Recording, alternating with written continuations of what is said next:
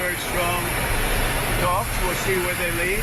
We have major points of agreement. Well, they're not going to have a nuclear weapon. That's number one.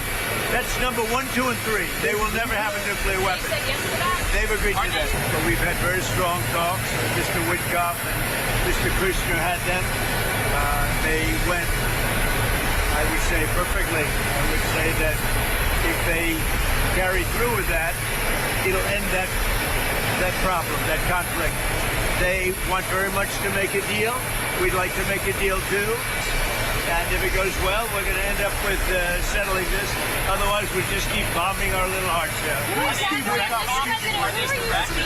in Iran? A top person. Don't forget, we've wiped out the leadership phase 1, phase 2, and largely phase 3. But we're dealing with the man who I believe is the most respected and the leader. It's a little tough. They've wiped out everybody. Is that the Supreme Leader? No, not the Supreme Leader. We don't. Well, nobody heard of the second Supreme Leader, the son. Nobody. We have not heard from the son. Every once in a while, you see a statement made, but we haven't. Sementara itu, juru bicara Markas Besar Militer Iran Ibrahim Zolfagari menyindir pernyataan Presiden Amerika Serikat Donald Trump tentang kemungkinan negosiasi. Ibrahim menegaskan Iran tidak akan bernegosiasi dengan Amerika. دم میزدید تبدیل به شکست راهبردی شده. مدعی ابرقدرتی دنیا اگر میتوانست از این مخمسه رها شود تا حالا شده بود. اسم شکستتان را توافق نگذارید. دوران وعده هایتان به سر رسیده. امروز در جهان دو جبهه وجود دارد، حق و باطل، و هر حق طلب آزاده‌ای تحت تأثیر امواج رسانه‌ای شما اغوا نمی شود. سطح خود درگیری هایتان به مرحله مذاکره خودتان با خودتان رسیده؟ نه خبری از سرمایه گذاری هایتان در منطقه خواهد بود و نه قیمت سابق انرژی و نفت را خواهید دید تا وقتی که بفهمید ثبات در منطقه توسط دست قدرتمند نیروهای مسلح ما تضمین می شود. ثبات از طریق قدرت. صراحتاً اعلام می کنیم تا موعدی که اراده ما نباشد هیچ وضعیتی به روال سابق بر نمی گردد. این اراده زمانی ایجاد می شود که به طور کامل فکر اقدام علیه ملت ایران از اذهان کثیف شما پاک شود. حرف اول و آخر ما از همان روز نخست این بوده، هست و خواهد بود. کسی هم شما با کسی مثل شما کنار نخواهد آمد، نه حالا و نه هیچ وقت دیگه. Untuk membahas selengkapnya kami sudah terhubung dengan pakar geopolitik dan keamanan nasional Wibawanto Nugroho Widodo. Selamat siang Pak Wibawa. Selamat siang Pak. Baik, Pak, Trump ini mengklaim telah mencapai kesepakatan dengan Iran, tapi di sisi lain Iran membantah adanya negosiasi dengan Amerika Serikat dan menyebut bahwa Iran ini tidak akan bernegosiasi sampai kapanpun dengan Amerika Serikat atau Israel. Tanggapan Anda seperti apa? Ya, jadi gini Mbak ya, kita harus melihat bahwa proses negosiasi yang sedang berlangsung sekarang itu adalah bagian dari perjalanan perang ini. Ini bukan berarti end of the war, itu poin satu ya. Poin kedua, segala bentuk komunikasi yang dilakukan oleh pihak yang bertikai itu tidak harus diungkapkan secara formal, karena itu merupakan komunikasi intelijen atau yang disebut dengan track 2 atau track 3 diplomasi. Semuanya dilakukan tertutup. Karena komunikasi itu tetap diperlukan walaupun diplomasi itu sudah gagal sampai 95% sekalipun. Itu ya poin kedua. Poin ketiga, saat ini terdapat situasi yang zero sum game. Ya. Pertama, kalau kita ambil esensinya, apa yang Presiden Trump lakukan, berikan, tawarkan saat ini, itu adalah containment strategi, mengcontain. Oke, 15 poin itu mengcontain. Sementara apa yang Iran ajukan, kalaupun itu benar 5 poin itu, dan saya yakin itu benar lewat komunikasi intelijen, itu adalah recognition. Jadi berbenturan, tidak akan sama. Itu zero sum game. Bagaimana mau mengcontain, satu lagi momen pengen direcognize. Nah, jadi ini ada pergeseran dari konflik militer terbuka yang sudah berlangsung 4 minggu terakhir, yang saya sudah prediksi akan deeskalasi setelah Lebaran dan memasuki Paskah Yahudi di akhir bulan. Ya, ini menjadi peperangan negosiasi antara sub-unit level atau individu-individu yang berpengaruh di dalam negara masing-masing untuk mencapai kesepakatan baru. Tujuannya berubah. siapa yang bisa mengontrol center of gravity energi dunia, dalam hal ini Selat Hormuz. Yang selanjutnya itu akan merupakan currency penting, utama untuk mempunyai leverage terhadap global order baru atau keseimbangan kekuatan baru di dunia. Nah, jadi ini ada pertarungan antara yang namanya hard power, yaitu posisi Amerika sesuai doktrin perang Amerika tidak mungkin menyerahkan Hormuz kepada Iran, tidak mungkin. Ya, apalagi ini bertentangan dengan tujuan politik Amerika sejak awal, Pentagon sejak awal, White House sejak awal. Ya, yang kedua, Amerika sendiri sekarang dihadapkan pada suatu posisi yang sangat sulit, yaitu harus segera keluar dari resiko terlibat dalam perang besar yang berkelanjutan tanpa end state yang jelas. Itu yang kedua. Yang ketiga, untuk Iran itu tidak perlu memenangkan peperangan, tetapi Iran cukup membuktikan kepada dunia bahwa mereka bisa mengontrol suasana yang uncertain, ya. Karena kontrol terhadap Hormuz ini itu menyiksa banyak pihak, bukan saja Amerika. Tekanan dunia begitu kuat, bukan hanya kepada Iran, tapi terhadap Amerika. Baik itu dari Uni Eropa yang merupakan aliansinya Amerika, walaupun dari negara-negara di Indo-Pasifik dan juga pihak-pihak great power lainnya berkompetisi dengan Amerika seperti China dan Rusia. Nah, jadi ini adalah kondisi yang saat ini terjadi. Ya, ini disebut dengan existential threat yang dilihat oleh satu sama lain. Amerika melihat Iran sebagai existential threat, Iran juga melihat Amerika sebagai existential threat. Nah, apa yang Presiden Trump tawarkan yaitu ya supaya Iran mendismantle, melucuti semua aspek pengembangan nuklirnya. Satu. Yang kedua, supaya militernya semua bisa dikatakan didismantle, baik itu ideologi politiknya, ideologi geopolitiknya, dan juga kemampuan Iran untuk mempersenjatai proksi-proksinya dari Irak sampai Hizbollah sampai Hamas di Gaza. Nah itu atau Houthi di Yaman dan juga sel-sel proksi lainnya di Irak. Nah ini sama saja sebenarnya tujuan politik awal dari Trump, yaitu apa? Mengganti rezim. Baik. Gitu. Jadi 15 poin yang diajukan itu dibantah, 15 poin yang diajukan itu dibantah dengan 5 poin yang diajukan Iran, yaitu Iran mengatakan kami tidak akan mau rezim kami diganti karena makanya Iran mengatakan rezim harus aman, wilayah harus aman, kedaulatan dihargai, Hormuz kami kuasai, kami yang mengontrol, dan akui kekuatan regional kami, kekuatan geopolitik di region.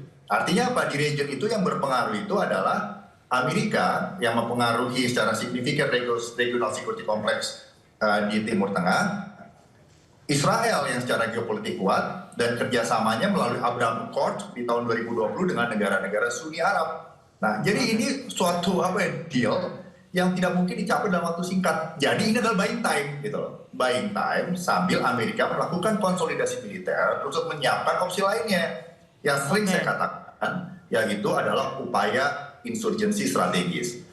Mengganti rezim di Iran dengan cara organik, natural, melibatkan organ-organ dalam. Sehingga keterlibatan Amerika itu adalah keterlibatan tidak langsung. Mendukung keinginan rakyat untuk mengganti rezim yang tidak bisa lagi bertahan karena sudah tidak ada legitimasi. Syaratnya apa? Rezimnya harus lemah. Dan harus ada pihak-pihak di dalam Iran sendiri yang sudah berbeda pendapat bagaimana mengatasi keadaan yang chaotic seperti ini. Oke. Itu poinnya.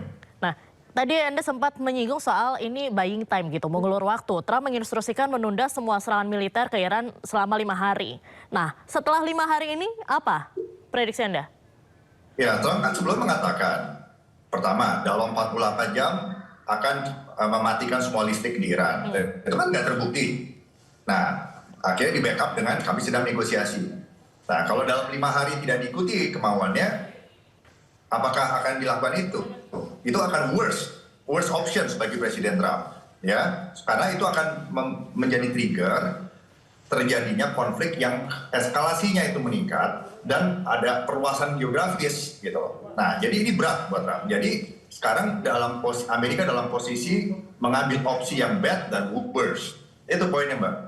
Oke. Jadi kalau yang benar buat Amerika itu adalah sekarang buying time, ya, siapkan operasi khusus yang melibatkan CIA dan United States Special Operation Command, bukan hanya mengandalkan air superiority, tetapi juga bukan berarti mendeploy pasukan darat ya untuk menduduki. Karena yang bisa mengganti rezim Iran itu adalah rakyat itu sendiri. Jadi operasi-operasi khusus ini harus ditargetkan kepada pertama ya, bagaimana memenangkan emosi, sikap tindak, opini dan motivasi dari rakyat Iran.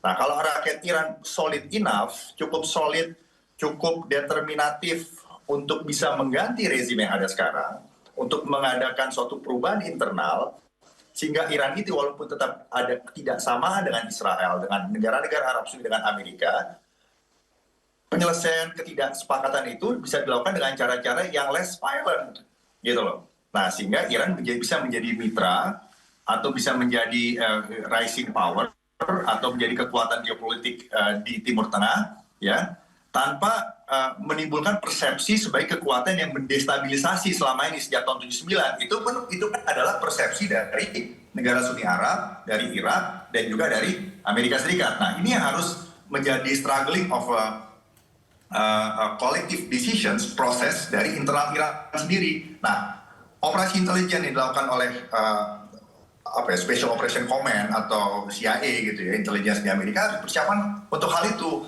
Kalaupun nanti pasukan darat itu turun, pasukan darat itu harus bekerja sama erat dengan rakyat yang sudah mendukung. Dan yang kedua, operasinya itu unconventional sifatnya, spesifik tujuannya, dan sensitif sifatnya, dan akan harus cepat dilakukan, yaitu koordinasi cepat dengan semua elemen. Ya sekalipun NATO tidak mau terlibat, tetapi Iran sendiri harus mendukung komponen di dalam Iran, dan harus dengan koordinasi yang cepat.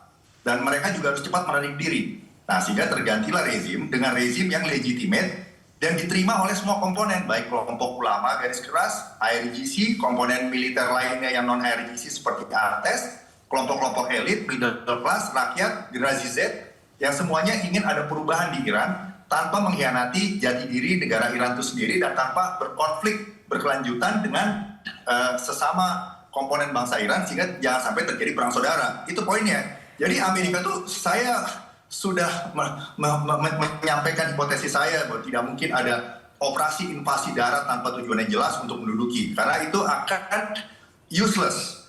Iran ini luasnya 4 kali Irak, Mbak. Ya. Dan percuma kalau hanya mau menduduki saja, percuma hanya mau menginstal pemimpin yang dipilih dari Amerika, itu percuma. Jadi bagaimana sekarang Presiden Trump, selagi sekarang beliau melakukan upaya-upaya pernyataan-pernyataan publik ya, itu sebenarnya sedang baik untuk menyiapkan itu, bagaimana memenangkan dukungan dari rakyat Iran itu sendiri. Sambil Presiden Trump juga mengirimkan pesan kepada domestic audience di Amerika yang sudah gelisah juga mengenai perang ini, dan termasuk Partai Republik yang 3 November akan menghadapi pemilu mid-elections. Karena kalau perang ini belum selesai sampai bulan Agustus, 95% confidence level lah, mungkin Republikan itu akan kehilangan mayoritasnya di lower house dan upper house, di Senat dan juga di House of Representatives. Dan ini berbahaya untuk Presiden Trump sendiri kalau sampai Demokrat yang menguasai upper dan lower house. Bahkan bisa di-impeach, resiko terburuknya bisa seperti itu. Jadi Amerika juga dalam tekanan waktu, Trump juga dalam tekanan waktu. Jadi sekarang dia harus memenangkan dukungan rakyatnya sendiri yang sedang gelisah juga. Yang kedua, meyakinkan rakyat Iran bahwa Amerika tidak mundur dari tujuan politik awalnya. Yang ketiga juga sambil menjatuhkan mental dari komponen-komponen yang ikut bertarung di Iran gitu. Baik, jadi Anda melihat invasi darat dari Amerika Serikat ke Iran ini tidak mungkin ada dan mungkin propaganda. Ada. Oke. Ada invasi darat dalam bentuk apa? Jadi jadi gini ya, kemenangan politik itu dicapai melalui upaya militer dan secara spesifik butuh kekuatan angkatan darat untuk masuk, land force ya. Tetapi bagaimana itu dilakukan, apa tujuannya, kapan dilakukan itu berbeda.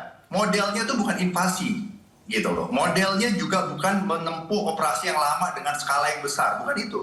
Jadi dibutuhkan yang namanya persyaratan bahwa memang betul majority komponen di Iran sudah menginginkan adanya perubahan. Itu poin satu.